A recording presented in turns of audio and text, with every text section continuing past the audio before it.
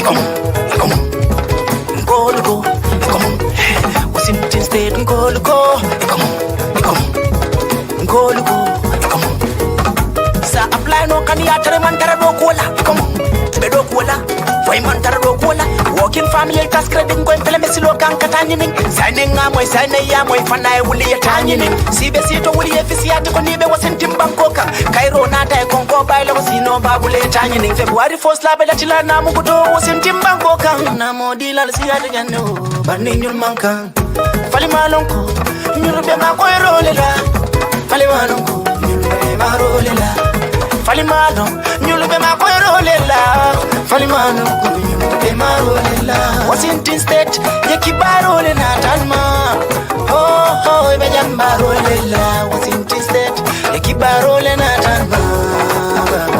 Bejambaro Lela, Kodokuladu, Najambaro, Malambalu. Ibato Lela, Kodokuladu, Najambaro, Malambalu. Ibato Lela. Washington, West Africa, Sentankoli, Kolaboy.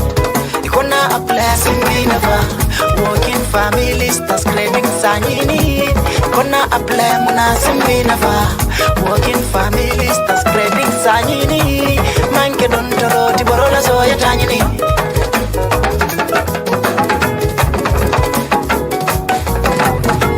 Kila no sign sign yena mo kanin sign sign miliardo ku 2022 wala baso kala sign sign hani do rakirinde do kumbo za ta sign sign manza kundala na mo bunda sartol dundile sign sign ikonga na dundi juna famfana sa soto sign sign uliye katoke kwisa soto jan sign sign local na mo kanin bunda wasintim banko na se fo nyurubela sontala sign sign this one is fine nindo di wondo man killing ko man sakundala federal government nindo na sign sign this one is fine Timandi, niela sarto timandi, timandi, niela sarto timandi, sa soto keno, minka nyanta dola, wili kilinke me fulola, ba timandi, timandi, niela sarto timandi, timandi, sa soto keno, minka nyanta dola, wili kilinke me fulola, ba timandi.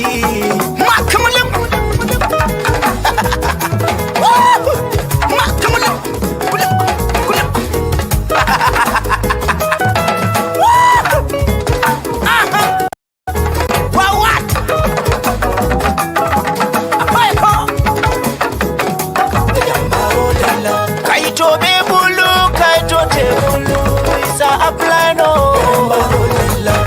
Kaito tebulu ma apply no koko wa wangolu contact baba ko baba wa osnyala molu koko wa wak alikana silla la kuloma be kantamine koko wa wangolu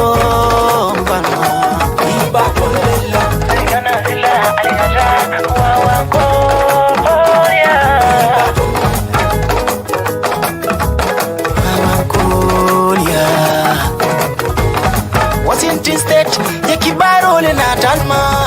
Oh, Bejambaro Lela. Washington State, Yakibaro na Talma. Bejambaro Lela, Kodokuladu, Najambaro, Malambalu. Ibato Lela, Kodokuladu, Najambaro, Malambalu. Ibato Lela.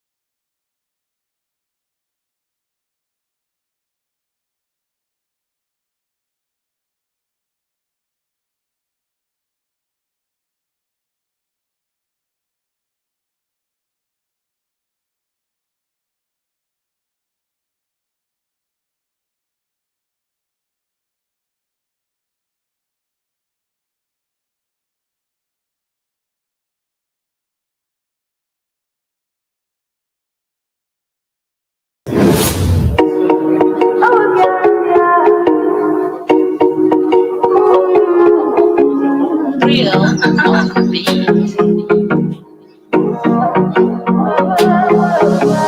Jota amul fi ma jëm ma sori lool coono bi ci mbañal yow rekk yaa ci des xoolal fi ma ne xoolal fi ma jóge waay taal bu yàlla taal ñaani waju di ma aar yoon wi dafa sori man taluma ku ma bañ jàmm ak pexe yàlla dogal wasak du ma xañ fu nekk yaa koy dogo defa yàq sama der aaru ngi ba dem na xol bu rafet mu ngi faay man fu ma fël dafay gën naaj man no ci dara kon kul waay happiness ma daal di dund waay doxal ci rim nag daal di sukkur waay nanga seen ci kaw olu ba may dem lu mu leen may xuus damay xuus si dem nanga seen ci kaw olu ba may dem lu mu leen may xuus damay xuus si dem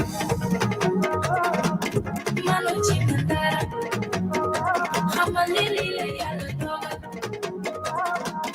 manu ci dara nangul ni lii la yàlla dogal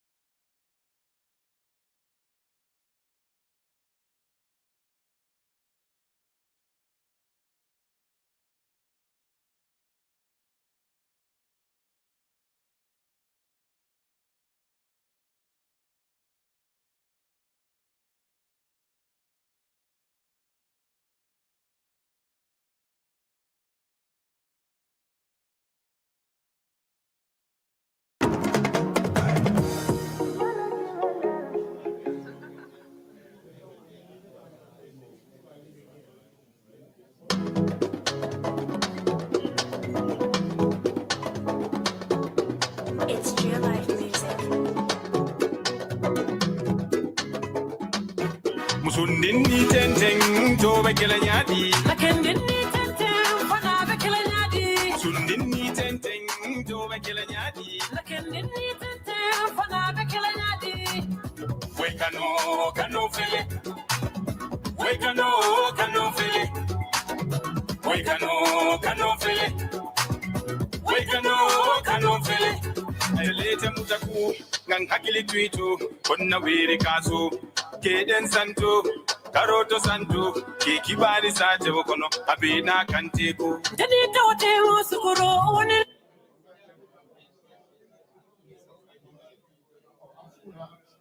Nduti warai sindau dindau.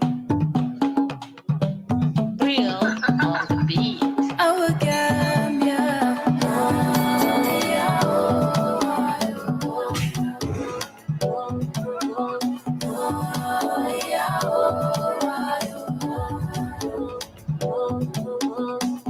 ñi di joxe benn maa ngi joxe lépp ñeme risque yokku tere maa ngi doole ñeex fu ma ne tël ñëpp di tiit ndax damay jombale amul tiit amul ragal du ma jégale xale bi xamul bale dangay gën a door di bàcce doole mu neex lu mu laaj ma gën a joxe doon xale bari nga doole mu neex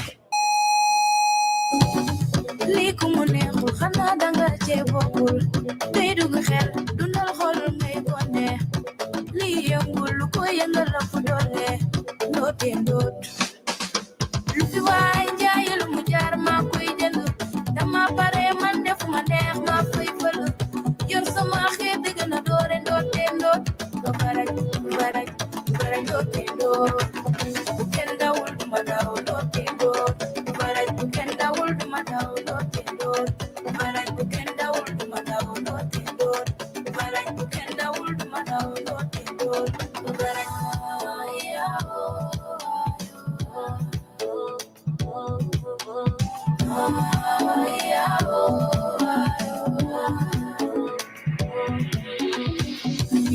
cuucu duñu masa siiw seeni xalaat yeetale seeni fexe jeex ñeme lu metti ragal lu tekki dara xewandul ndax damay dooga door ñoom bu ñuy wax duma faale dama amul jot te bu may door duma baale man ngeen ma sox du teema duma leen yéen a ngi daw ma raw leen jaay leen xel ba daan leen lu fi waay jaayi lu mu jaar maa koy jënd dama pare man defuma neex maa fay fël yor sama xeeb di gën a doore ndoote ndoot ba baraj baraj baraj ndoote ndoot bu kenn dawul duma daw ndoote ndoot baraj bu kenn dawul duma daw ndoote ndoot baraj bu kenn dawul duma daw ndoote ndoot baraj bu kenn dawul duma daw ndoote ndoot baraj ñi di joxe benn benn maa ngi joxe lépp jéeme risque yokku cere maa ngi dolli neex fu ma ne jël ñëpp di tiit damay jommale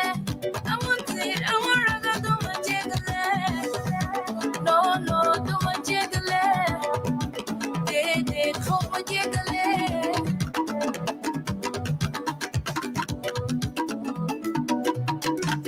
lu fi waay njaayi lu mu jaar maa koy jënd dama pare man defuma neex maa fay fël yor sama xeeb di gën a doore ndoote ndoot ba baraj baraj baraj ndoote ndoot bu kenn dawul duma daw ndoote ndoot baraj bu kenn dawul duma daw ndoote ndoot baraj bu kenn dawul duma daw ndoote ndoot baraj bu kenn dawul duma daw ndoote ndoot baraj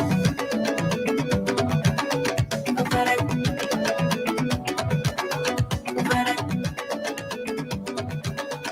baraj baraj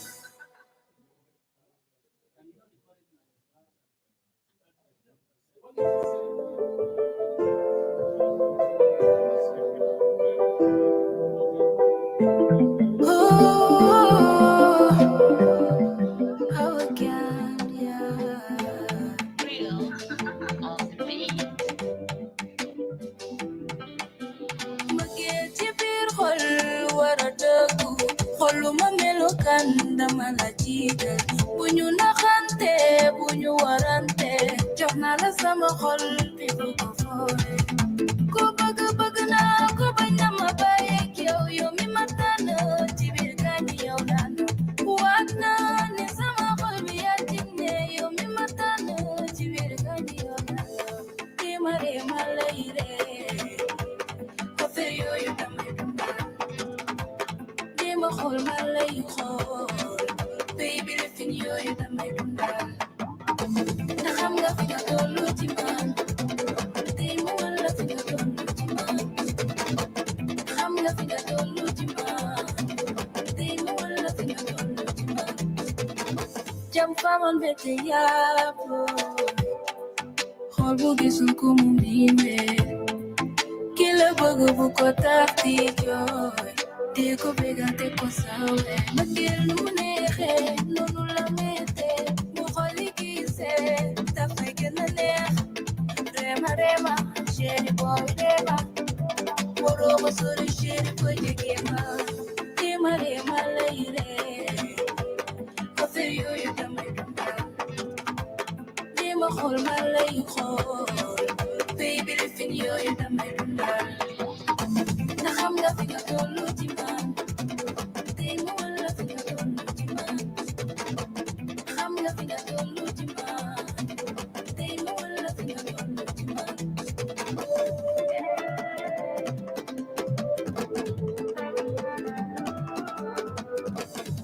yow laa nopp xamal ni yow laa nopp budul yow du doon kenn baby man yow laa nopp jam faman bete yaapo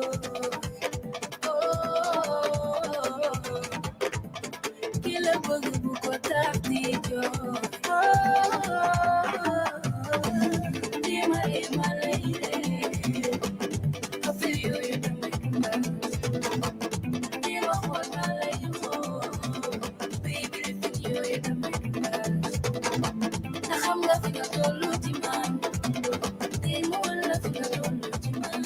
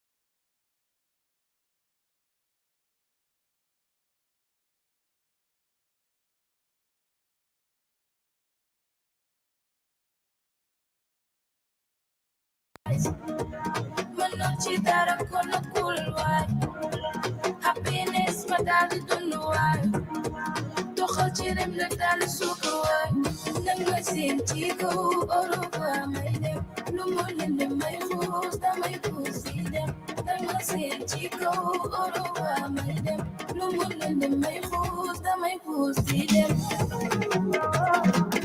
mënoo ci man dara xamal ni lii la yàlla dogal mënoo ci man dara nangul ni lii la yàlla dogal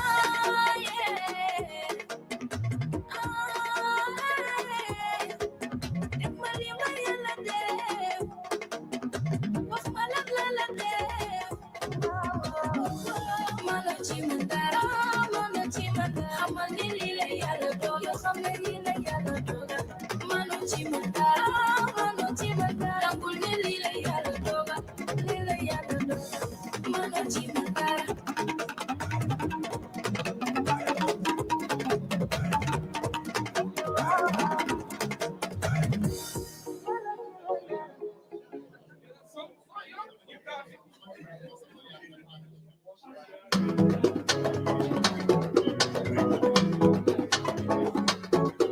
It's real life music. Musundini tenteng tobe kila nyadi. Lakendini tenten fana be kila nyadi. Musundini tenteng tobe kila nyadi. Lakendini tenten fana be kila nyadi. Kano fele. Kano fele. Kano fele. Kano fele.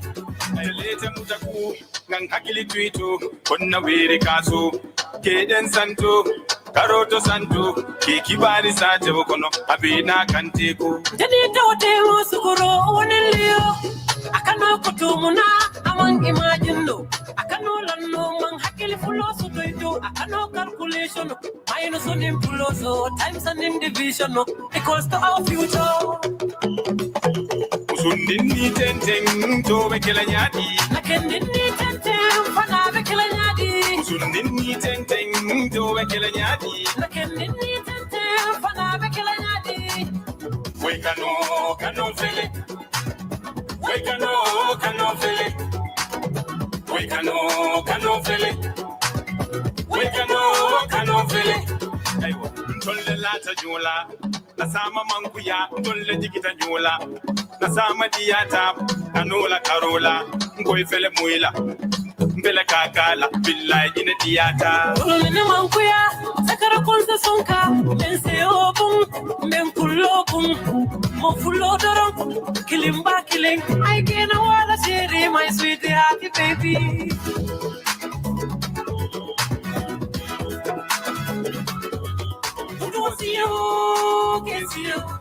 Musosio, alfa yine dua. Utosio, kesio. Musosio, alfa yine dua. Yidua, tenete baila. Alfa kumale benta. Yine be, ngale kiling. Yidua, tenete baila. Alfa kumale benta. Yine be, ngale kiling.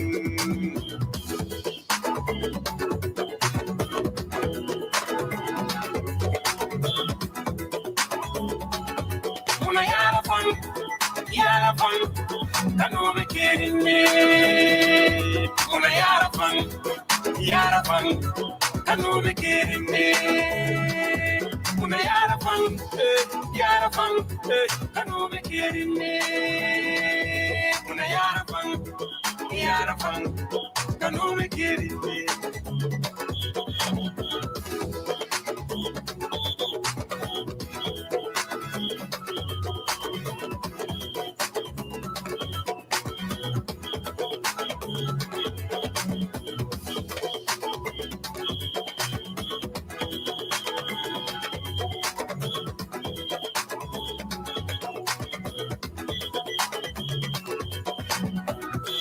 It's real life music.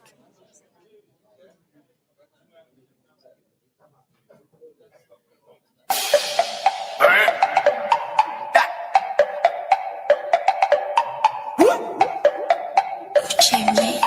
Baby Marley. Presenta Janadoro.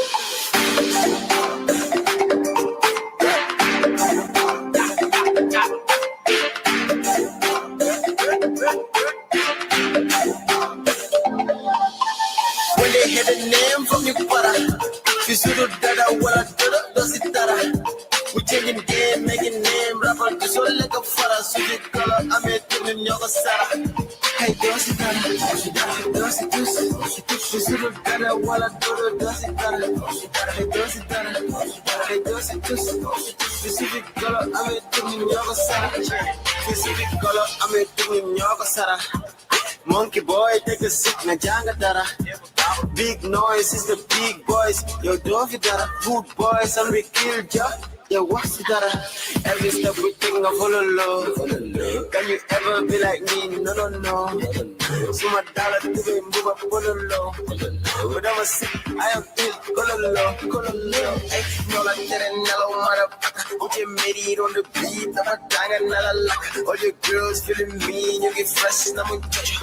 Man, it's so much joy, now I tell you, mother.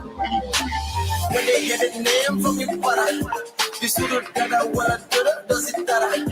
We changing game, making name, rapper, just all like a fara. So they color, I'm making in your Sara. Hey, does it dara, does it you should have done what I does it dara. Hey, does it dara, hey, does it specific color, I'm making in your Sara. Beat of it dara, Lulu Tala bring the Sara. Dada Dodo Nyofi Konka, boy, the Nyam Yugitanga, Agudu Agoya, Kija Faro Nini Hala, set the trains like Obama, Monkey Boy Fela Fata, Cash in the city, Fashi Kalan, all these little kids, got no mana, they just want to listen for the mula, they don't know I'm shedding like Freddy Krueger, in a sheep, gonna see you or Fara, need with it, and not Kara, so little man, kinda para, we just black on my para. All your heads, you got my name, I'm your master. If you try me, I'ma come like a disaster. Book a noise that is for you little rappers. If you cross my line, I'ma hang you like a monster. When they hear the name from your para, you should have done what I does it dara. We changing game, making name, rapper, just all like a fara. So you color, I'm making in your Sara. Hey, does it dara, does it you should have done what I does it dara. Hey, does it dara, hey, does it specific color, I'm making in your Sara.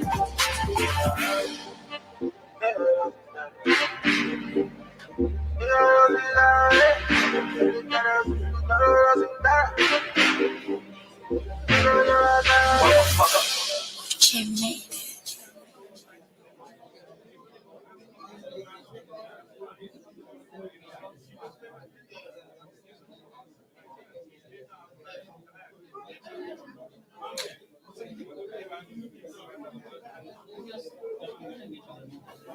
Degala 22 years deka bangi nahari ñi kii ak man Gambia ñoo ko moom fii la ñoo toog ñu meg ko fii Diakuya from sa meg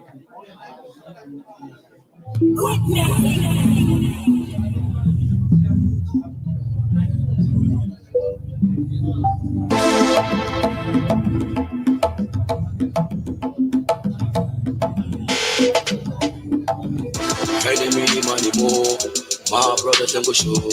Too many snakes with the fucking rap, so me we call them move. Real niggas never snitch, nah. Real niggas keep it real, yeah. Different occupations, we all on a different deal. Now I'm making moves like my nigga Wakaji. Now I'm getting cash like my nigga Wakaji. Everywhere I go, them they call me Dada. I they spend the cash, I know they complain. Now we making all the moves, we be setting all the rules, yeah. All the girls them go choose, design of look on my shoes, yeah. We got the juice, got the sauce, we make the moves like a bounce, yeah. My nigga beast, that's the plug, get a use up in horse. Fonza make, gold Fonza make, Fonza make, Fonza make, gold Fonza make, Fonza make. In a Sukuta, gold Fonza make, in a BK, gold Fonza make, Fonza make, gold Fonza make, Fonza make, Fonza make, gold Fonza make, Fonza make. In a Pro City, bowl fresh I make. In a Brixton, bowl fresh I make. Once I make $1,000,000, once I cake, get that money, eat that cake, keep it honey, muka fake, boy. I never winning, no. All my niggas chilling, no. Don't you get that feeling, no? Why they hate, I'm feeling, no. Boy, it's all about making moves, all about breaking all the rules. Finna make my pocket move. Tell your dogs, boy, I'm a move. Don't get the jump back. Ganyak a Jeff, take it back. We make a humble lay jar. Support for the woman now. Niggas here for the chain, niggas here never switching lane, niggas here know about the pain, niggas here gonna make it, yeah. Now, yeah, Fonzame, Swiss Baba, Fonzame, Babu John, Fonzame, Sajolo, Fonzame, yeah. Fonzame, bowl fresh I make. Fonzame, bowl fresh I make. Fonzame. In a Sokuta, bowl fresh I make. In a BK, bowl fresh I make. Fonzame, bowl fresh I make. Fonzame, bowl fresh I make. Fonzame. Have you traveled on the Westfield to Tabokoro Road lately? Have you experienced the traffic jam? Have you noticed?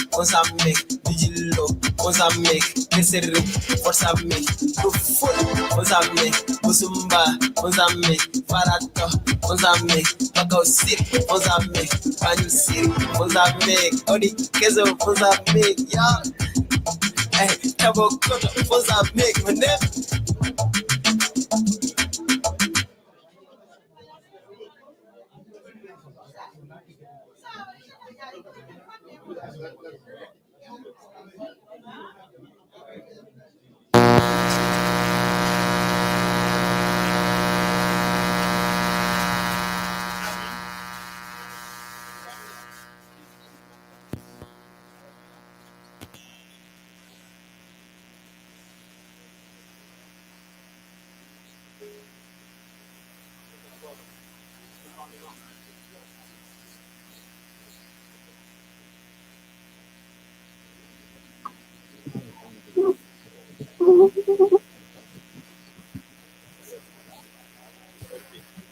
One.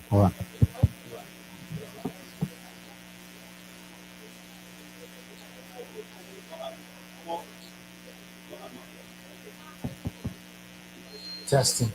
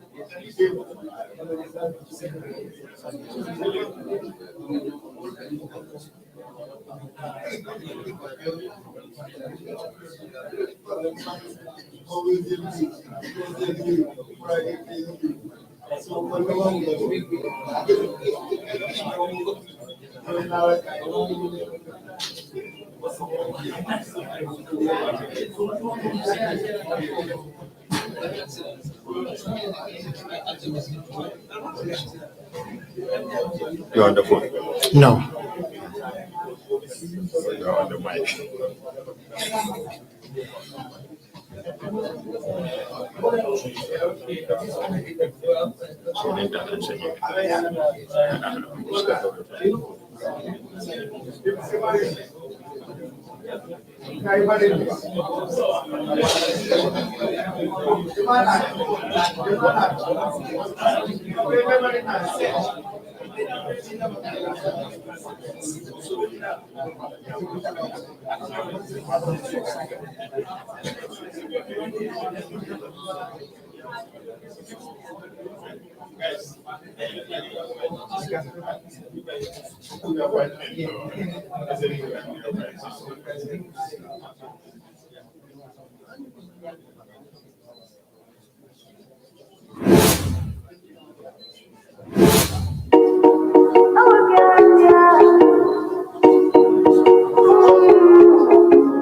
Real on the beat.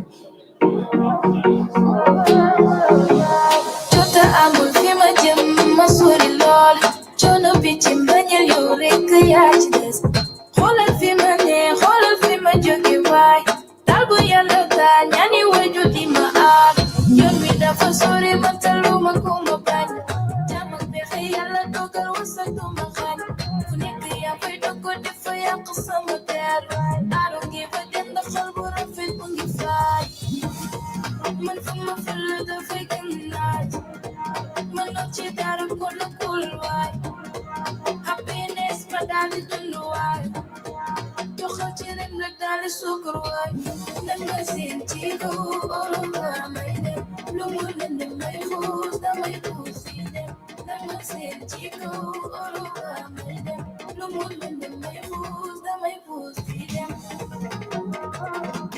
manu ci man dara xamal ni lii la yàlla dogal manu ci man dara nangul ni lii la yàlla dogal xam naa ni ma doon man de xam naa ki ma doon maa ngi doori waar maa ngi bay sama waar tàllal samay loxo yàlla bu ne ma naam xoolal fi ma ne xoolal fi ma jóge baay tàggu yàlla taal ñaani waju gi maan yéeni li yaayo man lu yàlla ngeen la ma lu ma songu daan man fu ma fël dafay gën naaj man noo ci dara kon na kul waay happiness ma daal di dund waay doxal ci ren la daal di sukkur waay danga seen ci kaw oro ba may dem lu mu lënd may xuus damay xuus si dem danga seen ci kaw oro ba may dem lu mu lënd may xuus damay xuus si dem manu ci man dara xamal ne lii la yàlla dogal Assalamu alaikum. My name is Mohamed Lamin Drani. I'm the CEO of the American Chamber of Commerce in the Gambia. And I'm the one leading this delegation from the Gambia. They are the brain behind this concept. And we welcome them as our guests in Seattle, Washington. When I say we, I'm part of the welcoming because I'm still part of the diaspora, even though I now live in the Gambia. So we want to welcome them, and then we will get the program started with our national anthem of the Gambia, because this is a national issue, and we do not want to do anything before our nation conversation without our anthem. So I would welcome you all to stand up, and we will on our national anthem.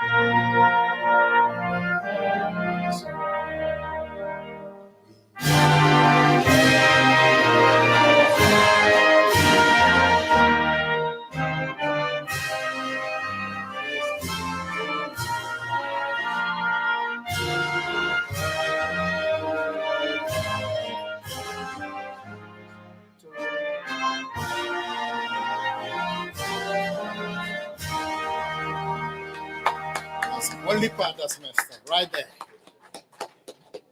Anyway, we move. We move. So we now have opening prayers, and we can start by doing our own individual prayers in our own ways. At least a minute of silence. We pray in our own ways. Bismillah.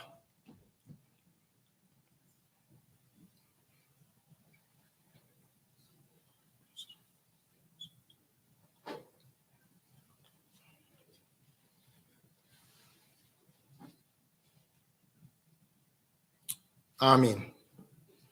So, to start the program, since we are in your city, we cannot do anything without at least asking one of your elders, one of your figures within the community, to at least welcome our delegation from the Gambia.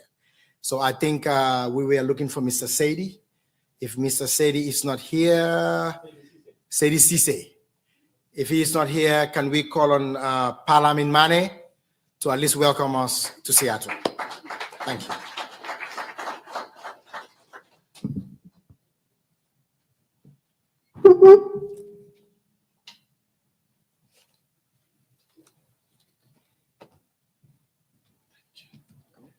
Assalamu alaikum, and thank you. I'm not sure if he was my batchmate or I seniored him once, Mr. Momodu Lamin Drame, but we all went to St. Augustine's High School.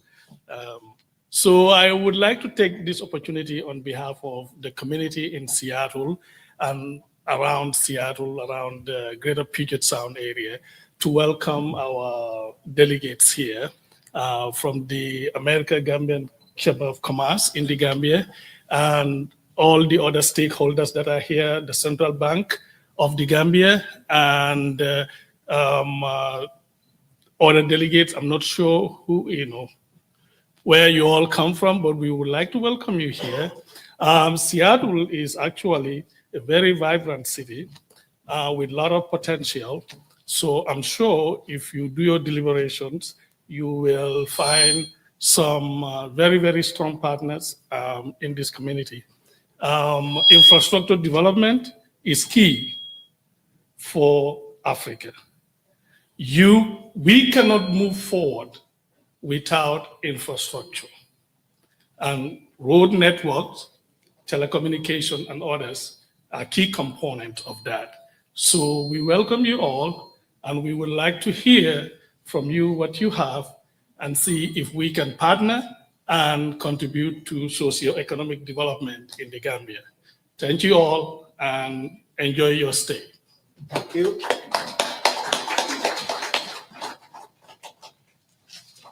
He is a St. Augustine's High School product, and men of St. Augustine's don't disappoint. So I don't know where the Muslim high school brothers are, but I heard that they are the ones now leading the Gambia. So we have to give credit to them. And the Nusrat, I heard that Nusrat also produced, oh really? There are many Nusrat graduates here like that? Okay, all right, I heard you. I thought I had the bragging right for St. Augustine's High School. You can see our colors right there on your tables, blue and white. Armitage High School too, okay. So this is the beauty about Gambia. We are a close-knitted country, a society where everybody is almost related to everybody. If you go to Kiang, Kiang has a relative in the other side. They call them Badibu, is that right? So the Kiangkas and the Badibunkas are related. The Jarankas and the Nyowinkas are related. There you go. So without much ado, I would like to welcome our ambassador of the Gambia to the United States, a very nice guy, a very approachable young man who has an open door policy and who is very welcoming. He's very approachable. And I'm sure if you talk to him today on anything that has to do with your concerns in America, he will definitely talk to you. So I'll encourage you to welcome him. He is the ambassador of the Gambia to the United States. His name is His Excellency Maitoma Momodu Lamin Ba, a young man, a very nice young man from the Gambia, and he has very good lunch today. Seattle, you guys, I'm telling you, you're gonna steal me away from Atlanta. Don't tell them, all right? But His Excellency Momodu Lamin Ba, ambassador to the United States of the Republic of the Gambia. Welcome, Mr. Ambassador. Excellency.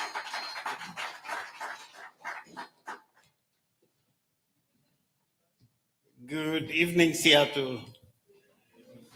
It is my pleasure to be here.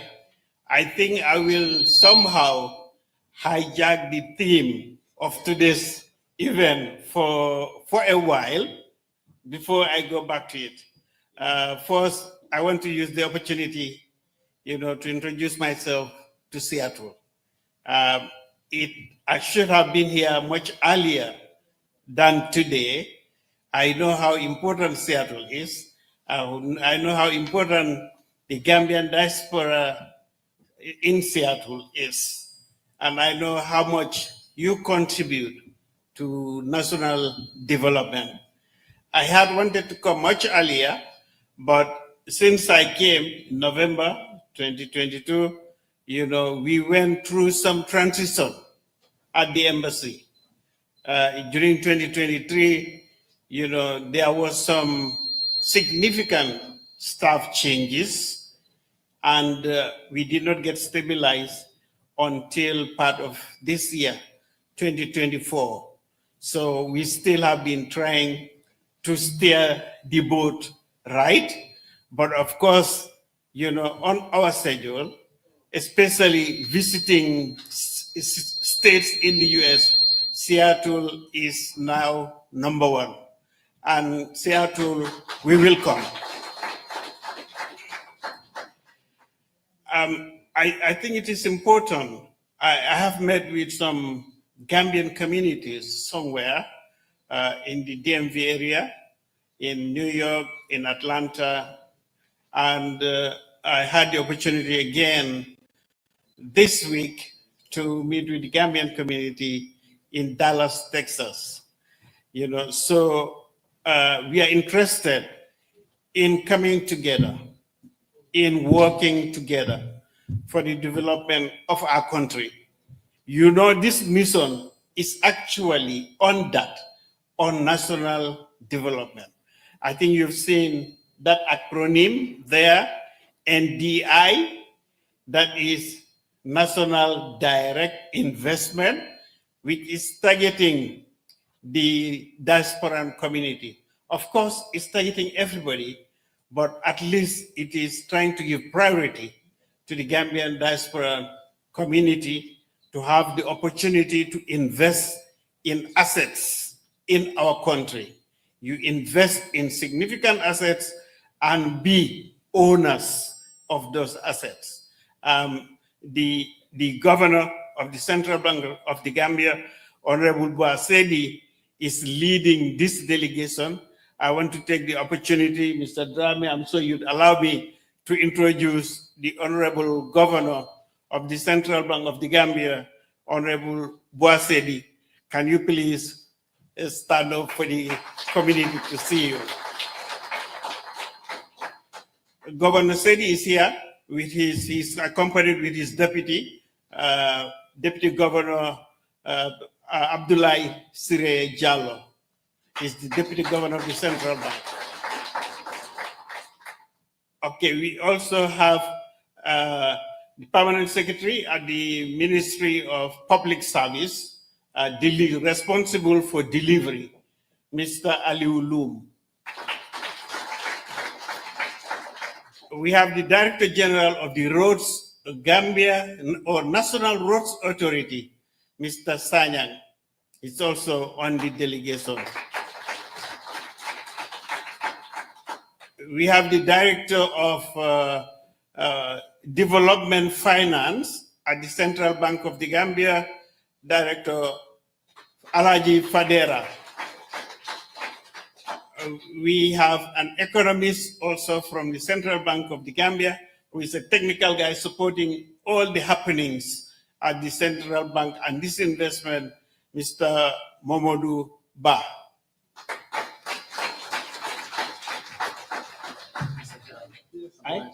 Oh, okay. Some PS ate too much today during lunchtime.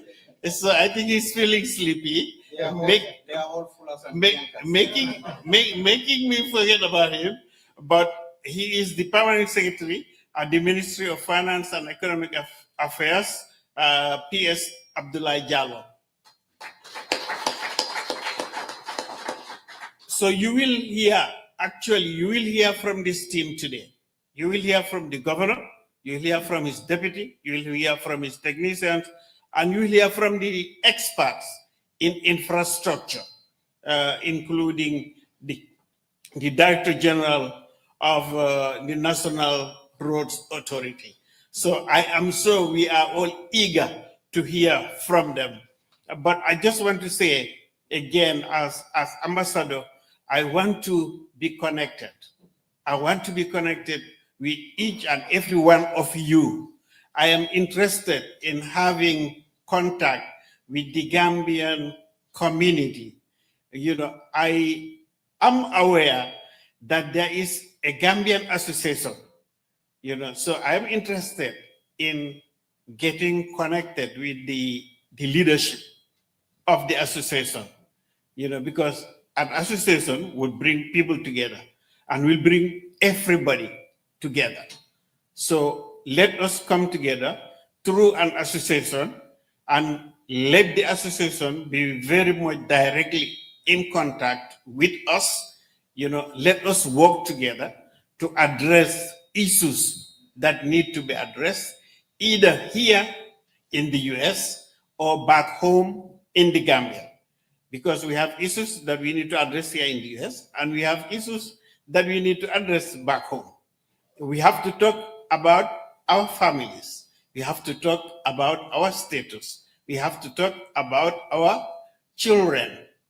You know, our children, although they may have American citizenship, but they belong to the Gambia. They are Gambian children. So I would appeal that let us not overlook their Gambianship, their citizenship as Gambians, because they can have dual nationality. They can fly the Gambian flag under any forum. They can fly the Gambian flag representing the Gambia in sports internationally. This has happened. Seattle made an example. This girl from Njado, from Seattle, represented the Gambia internationally on many occasions, and she won gold for the Gambia, flying the Gambian flag. But after that, she came back to the United States of America. She came back to Seattle. So that is how we should bring up our children. They know that they belong to the Gambia. They know that they have a home that they belong to. I'll give an example. At the beginning of this year, in January, we took some American doctors. Since last year, they started engaging us. These are experts in various fields in medicine. They came to our office. They said they are experts. They are medical doctors. They are all Americans. They are all ladies. But they want to give back what they have, some of what they have. They want to give some of it back. And back to the continent, back to Africa. They don't know where they came from. They are African Americans. They know they belong to the continent. They came from the continent, but they don't know where in the continent. I told them that come and give back to the Gambia. You came from the Gambia. We arranged through another association which is headed by a Gambian to take this group to the Gambia. They were there for 2 weeks, you know, and they served at the FSTH hospital for 2 weeks in different areas for free. They bought their air tickets and they paid for their hotel accommodation and so on. The only thing the Gambia did through the First Lady's Foundation was to facilitate their their travel in country. They gave them transport, they gave them bus, they provided driver, they facilitated their mobility within the country. But all other things, they spent it from their pockets individually and from their leave. They were not sent by their hospitals.